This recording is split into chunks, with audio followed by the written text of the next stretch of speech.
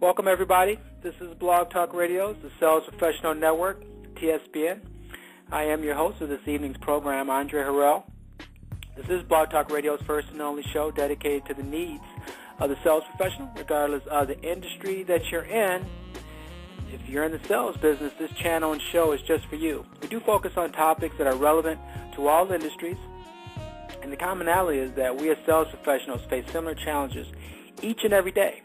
And TSPN, Sales Professional Network, really was sincerely designed to create a forum where we can discuss these challenges and come up with some solutions and best practices to meet those challenges. Tonight's show is brought to you by AH and Beyond Consulting. That's AH2 and Beyond.com, delivering beyond our clients' expectations in sales strategies, marketing, and sales training. AH and Beyond, increasing your competency means increasing your sales results. Tonight's show is really just my thoughts on last night's show. And last night's show subject was, you're downsized as a sales representative. What now? If you're coming back to tonight's show after listening to last night's program, I'm going to just say right now, welcome back. Thanks for coming back to tonight's show, and I appreciate that. And thanks for visiting our show tonight. If you didn't get a chance to listen to last night's show, it is in our archives view on Blog Talk Radio, so you can go in and check out the show in its full entirety. And for those of you listening to the program tonight, and maybe some of you just like to call in and kind of help me drive the next 30 minutes, you can certainly do that. I'll be checking out the switchboard as I'm speaking this evening, and the number to call in is 347-838-9979, and you can press the number 1 on your keypad. That'll notify me that you have a question or a comment, and I'll get to you right away.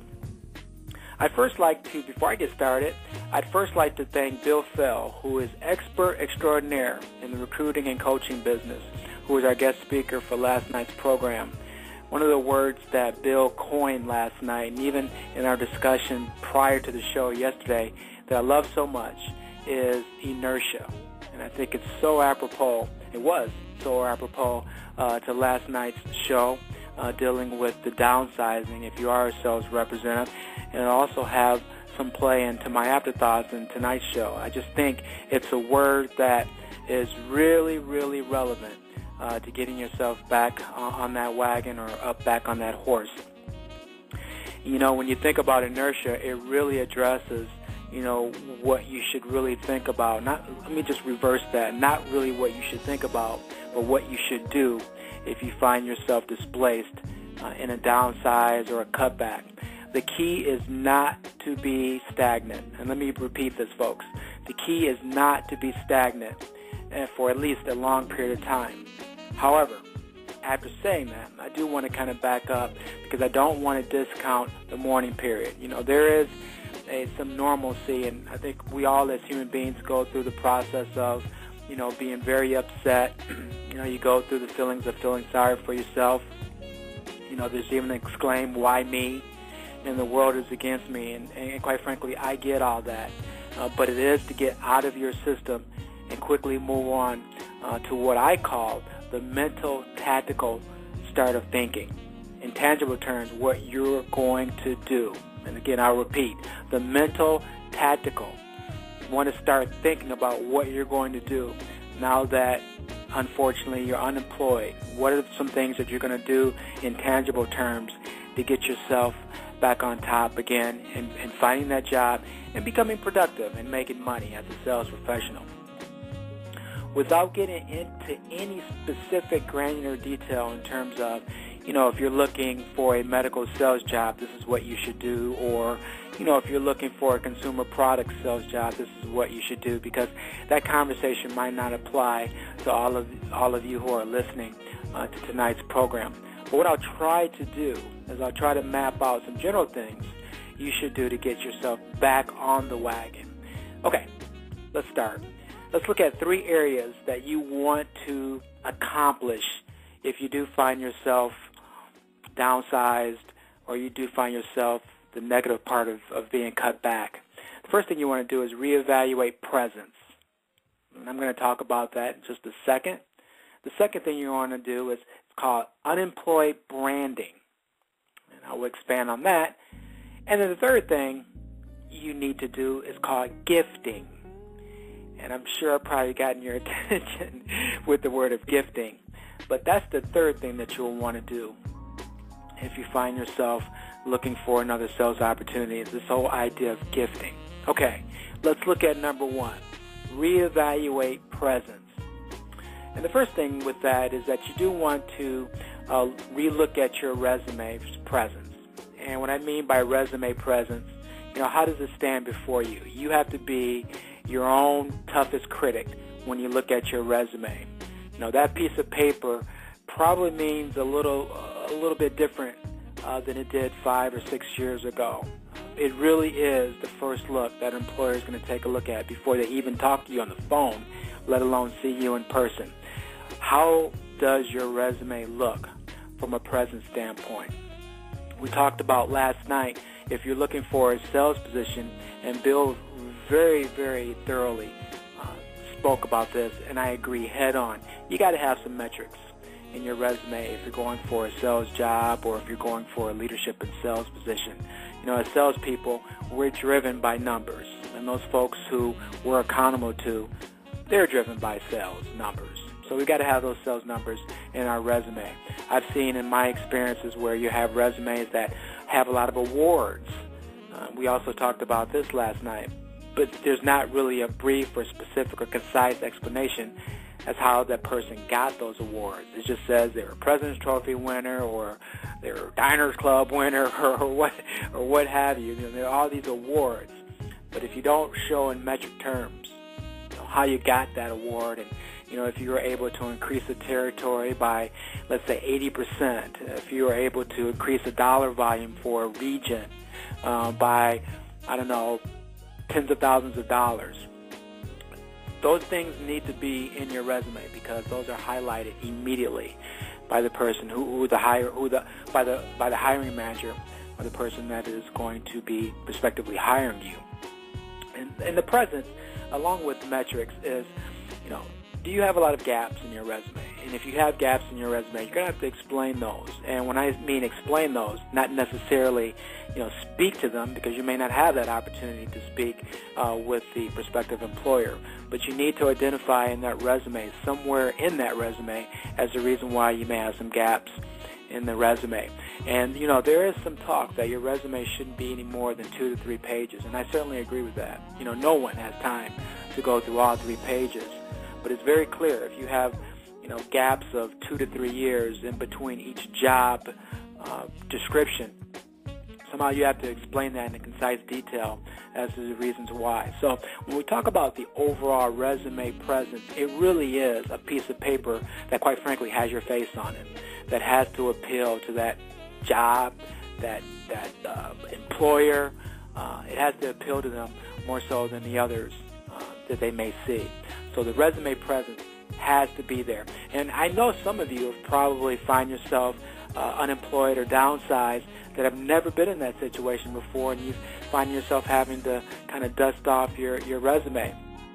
I will say, if you do find yourself in that situation, lessons learned, regardless whether you have a full-time job or not, you should always be updating your resume, looking at it. Even if you're working, folks, please just go back and look at that piece of paper and say, oh boy, these are some things I maybe need to add here because I'm doing that specific job now, or I'm doing that specific strategy or tactic now. Let me add that in my resume in case I do find myself where I'm looking for another opportunity, or I do find myself on the other end of a downsizing. I want to make sure that my resume is updated and tight and ready to go. So if you do find yourself where you're dusting off that resume, lessons learned.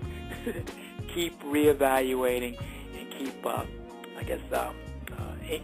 improving the presence of your resume throughout the rest of your career. The second reevaluate presence is what I call social media presence. We talked about this a little bit last night, the whole LinkedIn, Facebook, Twitter, etc. Utilizing those various social media type venues to get your resume or to get your experiences and track record out there.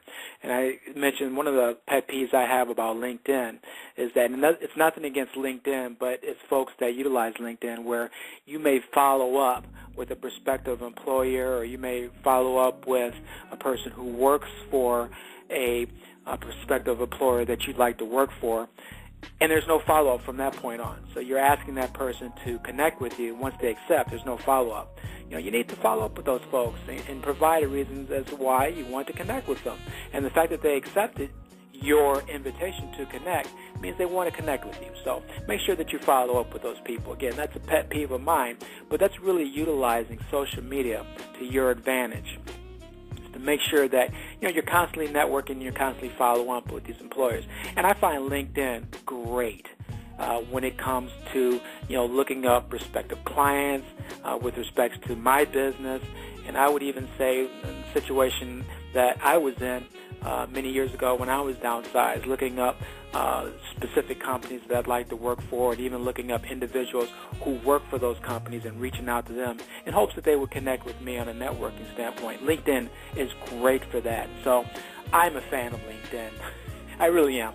I'm a fan of LinkedIn. I think it's a great venue to get yourself out there, as well as get to know folks in markets that you'd like to participate in. Facebook, on the other hand, Facebook is more social to me, so I don't use Facebook as much in terms of even business. I may drop a message here and there on Facebook, but primarily I utilize LinkedIn to really help me drive my business. And from a looking for a work standpoint, looking for a prospective employer, I think LinkedIn is the best and one that you probably should spend most of your time using. Twitter, not so much. If you have acquaintances or networking folks on Twitter, you could possibly utilize Twitter to kind of build your networking if you are, again, looking for specific people or looking for specific companies to network with on Twitter. Twitter is also another venue that you can utilize from a social media presence too as well. But get in the habit of using these different outlets, because I think that's our thing of the future. That's our drive of the future, is social media. Social media is not going to go away. Believe me, it does not appear like it's going to go away. So if you're not knowledgeable on social media, or if you haven't used social media a lot, it's probably best to kind of get a good understanding and good education on social media and how it can help you finding that next job. The next is communication presence. Work on your mouthpiece. I did a volunteer program in New Jersey on public speaking and delivering and preparing for public speaking engagements.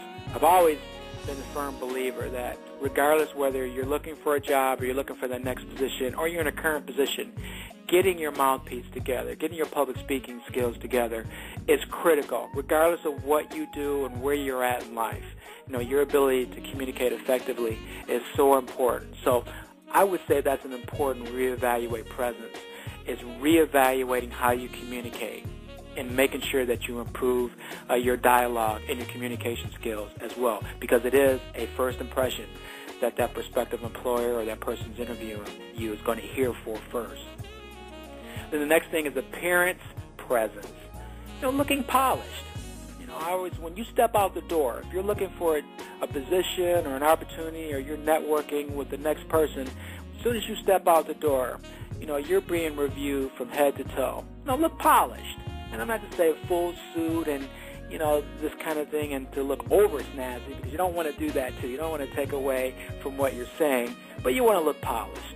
You want to look like you're prepared. You want to look like you're ready for that next opportunity. So I would definitely say, of course, a presence in your appearance is of utmost importance. And then the next thing is revamp skill presence. So that's another thing that you'd want to kind of consider when you're reevaluating presence, is revamping your skill. I've prided myself throughout my career to kind of have experiences in different areas. If you look at my resume, the majority of my resume is sales, but I have stints in marketing, I have stints in training, I have stints in operations as well as sales operations. And so I've tried to make my background a little bit more broad in terms of my ability to be able to do other jobs. And that's something that you might want to do during this time as you're looking for a job, is what other skills would you like to get involved in? I think training is great to get involved in, especially, if you're looking to get in any type of sales leadership position or opportunity. Having a training background is great. Marketing, I'm a fan of marketing, and I loved when I was in marketing. Marketing is great too as well. So maybe revamp your personal skill level, your personal business skill presence in order to be attractive in terms of that future prospective employer too as well. So we've just gone through the first, reevaluate presence. Let's talk about the second, unemployed branding. I made a video on YouTube, so if you get a chance, if you go to ahsquareandbeyond.com or AH and Beyond on YouTube, you'll get our YouTube site. And I did a video on unemployed branding. And it's more of an inspirational video, but it provides some very good tactics that you may want to consider if you find yourself in the situation where you're trying to get yourself back out there again into the business world. This was what I call unemployed branding. First thing is personal branding. And this is part of inertia, too, as well, is getting yourself out there. If you've been employed for many years and you now find yourself in a situation where you're not employed, sometimes it's a big step, almost kind of an out-of-box thinking to kind of get yourself out there because, human nature dictates if you've never had to do this before, you're going to be a little bit shy and you're going to be a little bit nervous in getting yourself out in the public. But once you do so, it's going to be so rewarding because in anything, you're going to meet some great people along the way. I've met some great people along the way, just forcing myself to get out into the public view. So personal branding means just getting yourself out there. I mentioned utilizing LinkedIn. You may want to do a blog, but anything you could do to kind of share with the world your presence in terms of your skill sets, what your experience looks like, and what you bring to the table in terms of helping a prospective employee. So that personal branding is so important. Network branding. I mentioned earlier about the follow-up. Look back at your network. One of the things about networking, though, you want to make sure that you're consistently contacting people. I've heard on many occasions where people have been contacted by people they haven't heard from in years, and that person's contacting them wanting a job. And it's like, I haven't heard from you in years, and now you're calling me and asking me, do I have a position available in my company? You want to be sincere in your networking approach, too, as well. So make sure that you're consistently following up with people, even if you don't need their services or even if you don't need them. Just a simple hello, just asking them how they're doing. You want to make sure that you have a consistent networking branding as far as your unemployed branding in place. Participation branding. Again, I love LinkedIn. LinkedIn has a lot of associations that you can belong to, a lot of groups that people have the opportunity to kind of view who you are on LinkedIn. So it's going to be extremely important that you update your LinkedIn profile. So that's key. But there's so many associations and groups. I personally have my own group. So if you're listening to this message and like to belong to a very, very good networking group, you can join my group, which is called the Global Sales Professional Association. Global Sales Professional Association. You can join my group, and my group is on the verge of exploding, but it's a good way to kind of meet everybody within the same frame of mind in terms of sales, and even folks that may be in the same position that you're in. So I would belong to a lot of groups just to get yourself out there. So participation branding is key. And then the last one under unemployed branding, I would say, is strategic branding. You need to target, you should target specific employers that you'd like to work with. The old days of just throwing stuff up against the wall and hoping something sticks. It's probably not the best strategic move you can implement when looking for that other opportunity. Make sure you're targeting specific companies, specific job descriptions that you would like to embark on moving forward. Thereby, you'll be able to cater your resume towards that job responsibility, and you'll have a better chance of getting that call back as soon as the employer sees your resume and can be able to match your resume with their company and with their job description.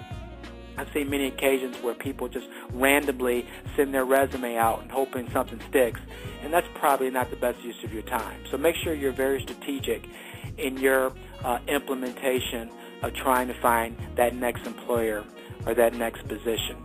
Okay? So we looked at number 2, unemployed branding. The last but not least, and it is my favorite, it's called gifting. And what that means is be the gift that gives. Search for ways to give back. Right now, we as human beings, we have a sense to, as I mentioned earlier, feel sorry for ourselves, and it's all about me. But sometimes giving back during this time when you're looking for another opportunity, you'd be surprised at how much you get back in return. When I was going through a point where I was out of work for a while, I was woe is me and selfishly thinking about, what's happening with me and why bad things are happening to me. And I kind of shook myself and, hey, look, it's not all about you. And I started volunteering. I started doing other things to give back. And what I found is that, first of all, I love giving back and I love volunteering, so I spotted that feeling right away, that I just love helping people.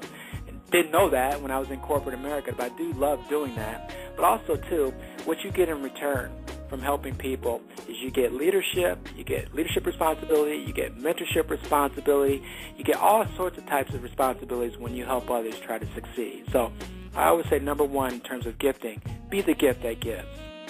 The next thing is, I really believe in the laws of attraction. I'm not going to go down that avenue and do the rest of the show on the laws of attraction, but I do believe in the laws of attraction. And what you give out is what you're going to get in return. So if you're always depressed and you're always upset, believe me, you're going to be that way once you experience going through a downsizing, or if you just experience being unemployed. It's normal to be upset and sad, but you got to get over that, because there's such a thing, and I believe there's the laws of attraction. What you give out in terms of your feelings and your emotions is what you're going to get back in return. Your positive energy is going to bring back positive energy back to you. So make sure that you give this perception, or this projection, I should say, not perception, but this projection of positivity. Laws of attraction is real. The next thing is, your adversity is someone else's education. Teach what you're going through. I've gone through exactly what many of you who have been downsized or who are unemployed have gone through. I've been unemployed for months on end, a long, long time.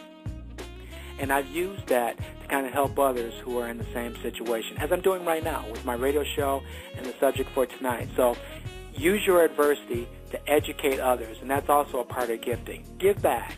Help people that are going through the same thing that you're going through, and guess what? In turn, you're going to be therapeutically helped on the back end.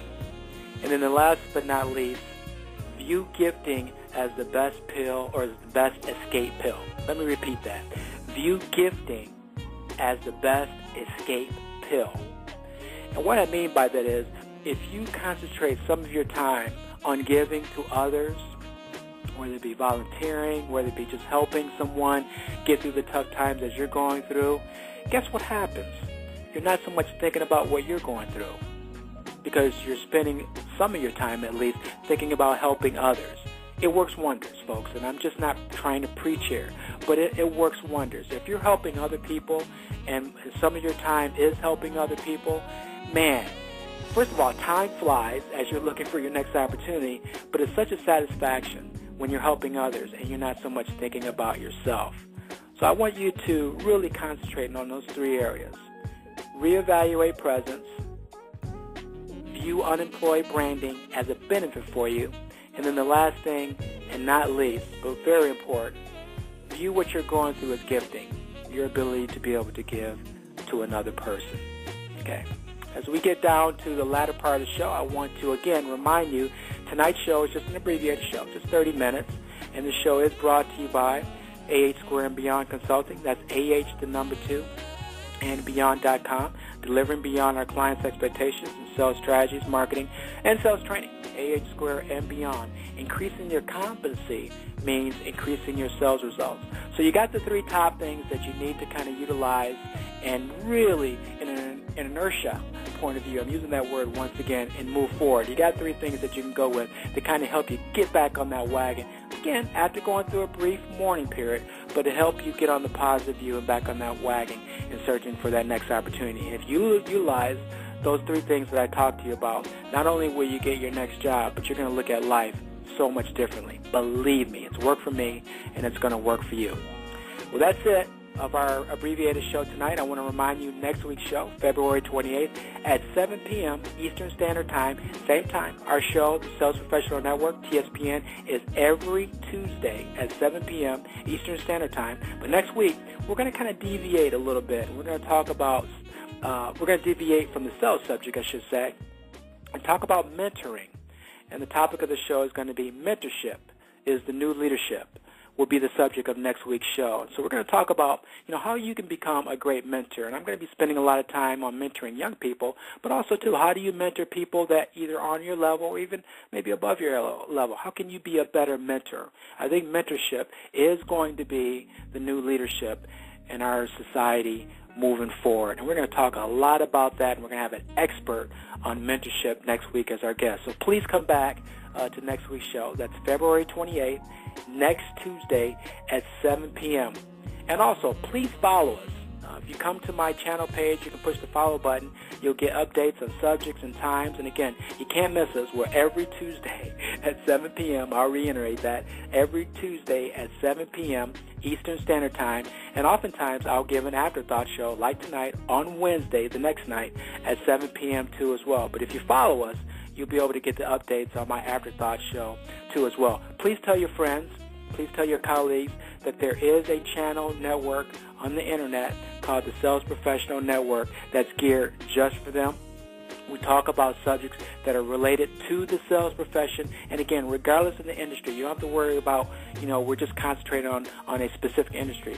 We're talking about subjects that really apply to you as well. So thank you so much for coming back. If you did come back to tonight's show, or maybe you're just checking out my channel for the first time, thank you so much for checking us out tonight. My afterthoughts on the Sales Professional Network. I invite you to come back to next week's show. It's going to be great. And with that, everyone globally, have a great rest of your evening. Take care.